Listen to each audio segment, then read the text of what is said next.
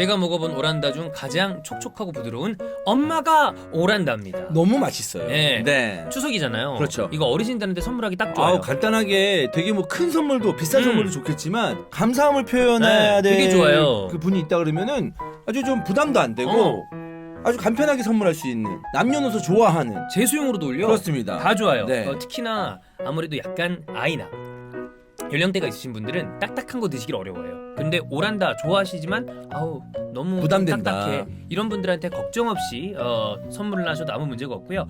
추석 특별 선물 세트도 출시가 됐습니다. 약과 2개, 오란다 2개인데 약과 저 이거 와. 명절에 약과 먹다가 살 되게 많이 쪄. 먹어봐야 돼. 넘나 맛있잖아. 자세 고구마 약과. 고구마 약과 이거는 호박 약과. 와, 제가 약과 되게 좋아하거든요. 약과 맛있잖아. 맛있어? 아 약과 냄새 확 난다. 맛있어. 지금 형 눈 봤나요? 개안하는 맛. 이게 눈이 빡 개안한다. 달콤함이 확 들어옵니다. 그렇죠. 이거 식약처 인증이 된 위생시설에서 생산하니까 걱정하지 말고 드셔도 되고요. 개별 포장이기 때문에 드시기에도 아주 좋습니다. 자, 종합 선물 세트는 여러분 무료 배송입니다. 이번에 추석 때. 추석 때 만약에 주변에 오란다를 선물하고 싶으시다? 배송료 걱정 없이 확실하게 좋은 선물 하실 수가 있습니다. 엄마가 오란다.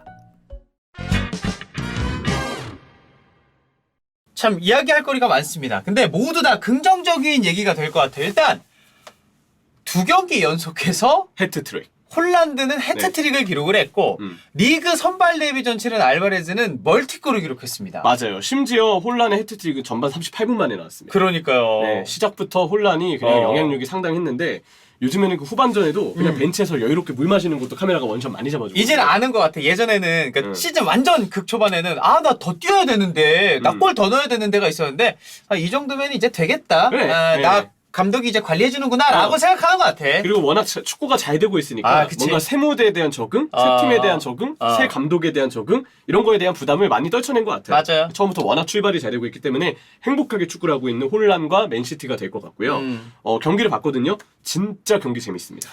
일단 저는 그 생각이 들어요. 홀란드가 지난 크리스탈 팰리스와의 경기에서는 지고 있는 상황에서 맨시티의 톱에는 누가 있어야 되는지를 보여줬다면 이번 경기는 그냥 홀란드가 있으면은 이렇게 경기 편하게 할 수 있어요라는 걸 좀 보여줬다. 약간 이렇게 해서 우리는 밀집 수비를 아무렇지 않게 풀 수 그치. 있습니다. 때릴 수 있습니다. 이거를 그대로 보여준 게 아닌가 싶어요. 노팅엄 수비는 이제 5-3-2 형태였고요. 네.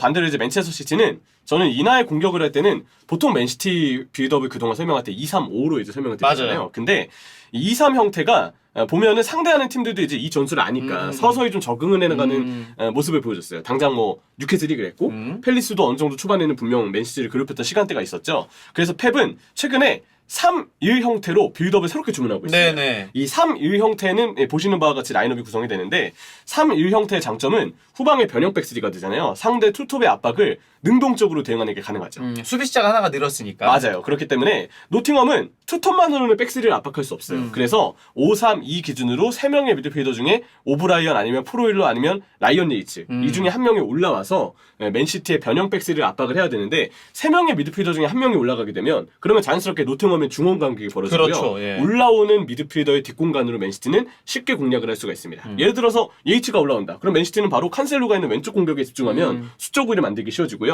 반대로 오브라이언이 올라온다. 아니면 프로일러가 올라온다. 그러면 오른쪽에 워커를 올리거나 김도환이 약간 내려와서 볼을 잡아서 그대로 오른쪽의 공격을 풀어나가면 됩니다. 이런 부분들 때문에 노팅엄의 압박에 대해서 먼저 3-1 형태로 유연하게 변화를 준 맨시티가 상대 압박을 아무렇지 않게 풀어나왔고요. 그렇기 때문에 이 경기는 전술적으로 일단 2포인트부터 펩 가르디올라가 승리할 수밖에 없었다고 생각이 들어요. 3-1. 네, 딱 이 부분이 좀 중요했었고요.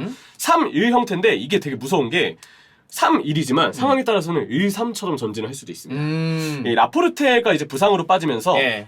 센터백의 전진성이 조금 라포르테가 있을 때보다는 소극적으로 변한 것 같다. 이런 부분이 좀 아쉬웠던 맨시티인데 이를 메우기 위해서 백스리를 썼고 백스리 전술의 핵심은 좌우 스토퍼가 언제든지 능수능란하게 전진을 할 수 있다는 거죠. 근데 맨시티는 후방의 볼 관리가 매우 능숙하고 펩 가르디올라의 전술적인 완성도 또한 매우 뛰어나기 때문에 디아스랑 워커가 동시에 올라가면서 스톤스만 후방에 있고 로드리, 디아스, 워커가 같이 삼선이 되는 1-3 형태의 그림도 그려졌어요.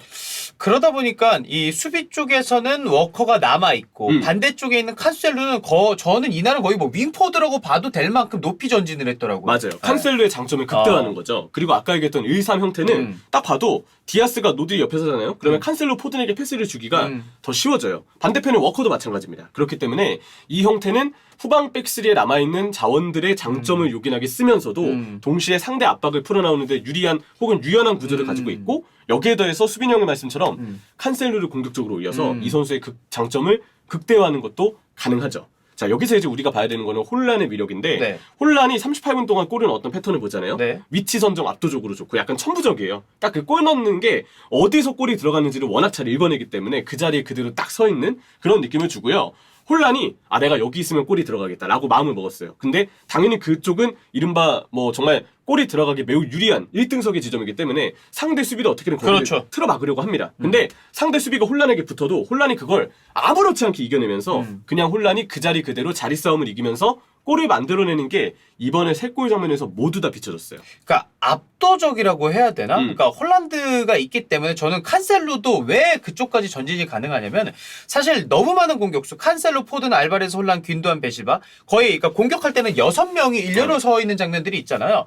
예를 들어서 홀란드가 아니라 다른 공격수였다면은 상대 수비도 그거를 충분히 대응할 수 있다라고 생각을 해요. 간격을 좀 벌리면서. 근데 홀란드가 있으면은 형철이 말대로 1대1로 있을 때 얘가 방어가 안 되니까 안 돼요. 한 명이 더 근처에 있어. 맞아요. 그래서 저는 6명 공격도 가능하고 홀란드가 그만큼 엄청난 천부적인 골 감각도 가지고 있다. 이렇게 좀 봤습니다. 그 워럴이 이제 혼란을 좀 대인 수비하려고 했는데 안 돼. 안 돼. 힘에서 밀려요. 그래서 어쩔 수 없이 쿠야테가 따라 나오고 네. 아니면 예이츠가 따라 나오고 그러면 혼란이 만들어준 공간으로 다른 자원들이 측면이나 하프 스페이스를 더 넓게 공략할 수가 있죠. 저는 그 칸셀루 중거리 골 장면도 그 장면에서 저는 어느 정도 비롯된 거라고 생각을 해요. 공격수들한테 그쵸. 묶여있기 때문에. 그러니까 그쪽을 커버를 못하니까. 맞아. 뭐 자연스럽게 이제 베르나르도 실바가 흔들고 뒤쪽에서 때린 슈팅들만 보더라도 충분히 그런 패턴들이 혼란이 상대 수비를 박스로 묶거나 한쪽으로 묶어두면서 그러면서도 자기 자리는 또 다 확보를 해요. 맞아요. 골대 근처에서 막상 크로스가 올라올 때 보면 혼란이랑 옆에 수비가 있는데 붙으면 아무렇지 않게 다 뚫어냅니다. 그런 골 장면들이 12분, 23분, 38분에 나왔다. 맞아요. 그 세컨볼을 따내는 그러면서도 바로 득점을 마무리 지을 때 보면 그냥 이 선수가 골대 앞에 있는 것만으로 얼마나 위협적인 존재인지 그런 부분을 다시 한번 알 수가 있습니다.